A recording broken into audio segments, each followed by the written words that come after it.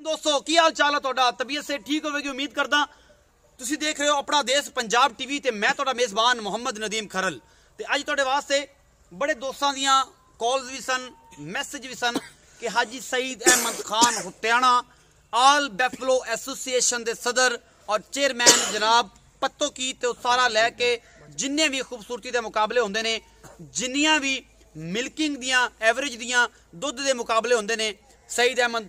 खान हुत्याणा साहब का नाम पूरा पाकिस्तान और पूरी दुनिया जानती है। अज तुहानू असी सईद अहमद खान हुत्याणा साहब के फार्म विजिट करावांगे जिथे सिर्फ उन्होंने कट्टे जोटे ते जोटियां रखिया हुई ने कट्टे ते कट्टियां रखिया ने जड़ियां इसेमिनेट होने तैयार होंदियां 2.5 साल दियां 2 साल दियां 3 साल दियां जोटियां ते कट्टियां रखिया ने और उन्होंने वास्ते बुल रखा हुआ जितों ये ब्रीडिंग नीली दी निकलती है और शौक ना रखिया ने हाजी सईद अहमद खान हुत्याणा साहब ने। पहले तुहानू असी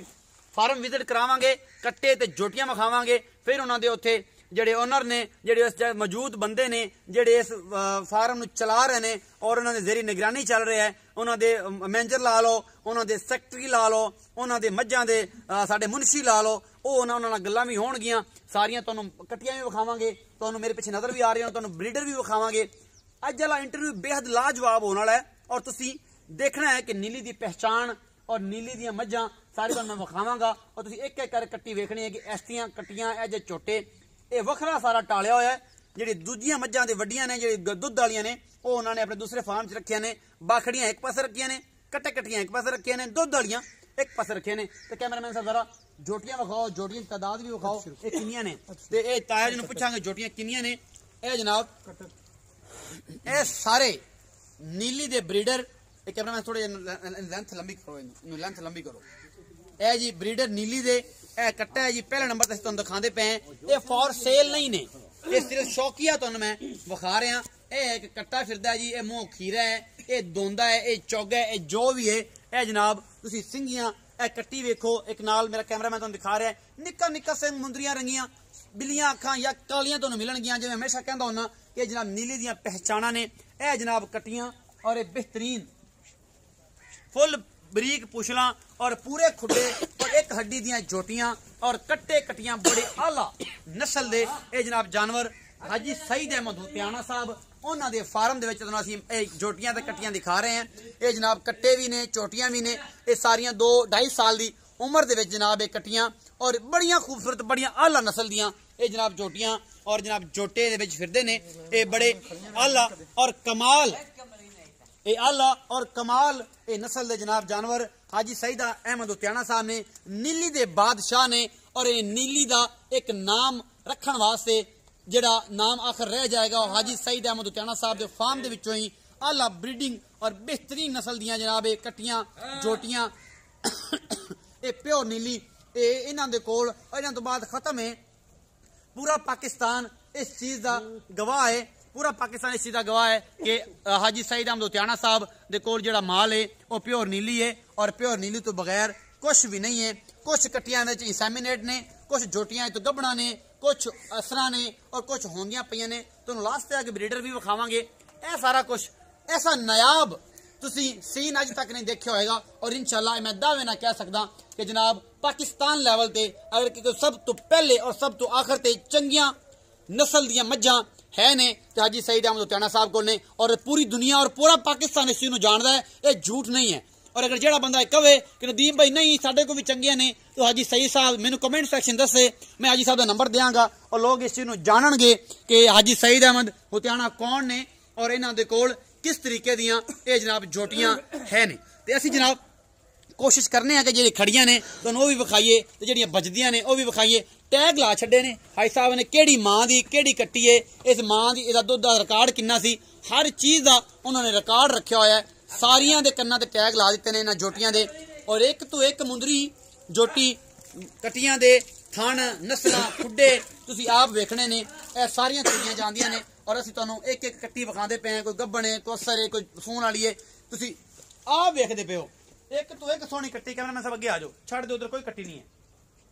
ये फार्म तुहानूं विजिट करवा रहे हैं ये सिर्फ शौकिया वीडियो है अपना देश पंजाब टीवी की जीनत और जनाब ए बिल्कुल एक जम्मे गफीर है ए तुसीं देखदे पे हो ये सारियां कट्टियां ने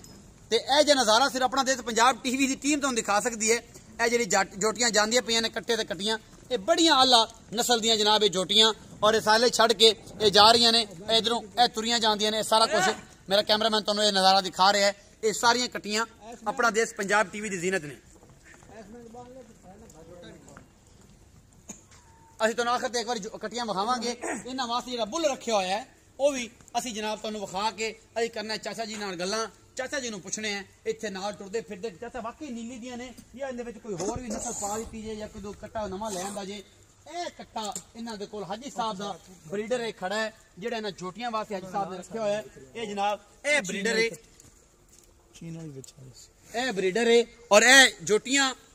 ਬੜੀਆਂ ਆਲਾ ਨਸਲ ਦੀਆਂ एक है थोड़े बग्गी मुछ तुहानू मेरा कैमरामैन कोशिश कर रहा है कैमरे नू अगे जूम करके दिखाण दी ए बग्गी मुछ जिहड़ी कट्टी है ये बड़ी आला मुंह ने लुका लिया पिछे चली गई है वापस हटदी है तुहानू दिखाने टैग लग्या होया ये बड़ियां आला नस्ल दीयां झोटियां ने ए तुसीं देखदे पियो एक तो एक खूबसूरत है कोई लम्मा चौड़ा काम नहीं है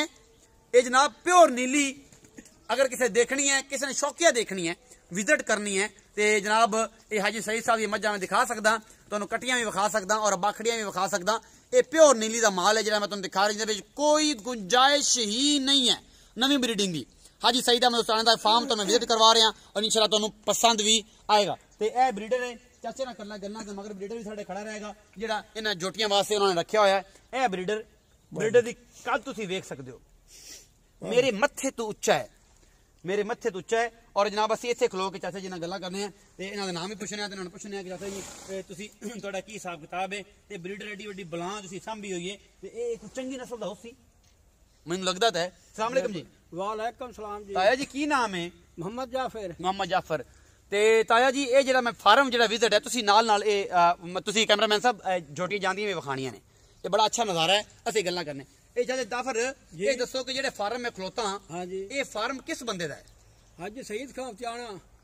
हाजी सईद खां हुत्याना हाँ जी ये की बलान है ये जी बड़ा बहुत मशहूर आदमी है किस काले च मशहूर है ये जी मज्जां विच हाँ जी पूरे पाकिस्तान ते ना या पूरी दुनिया च ना है मज्जां पूरे पाकिस्तान दुनिया ना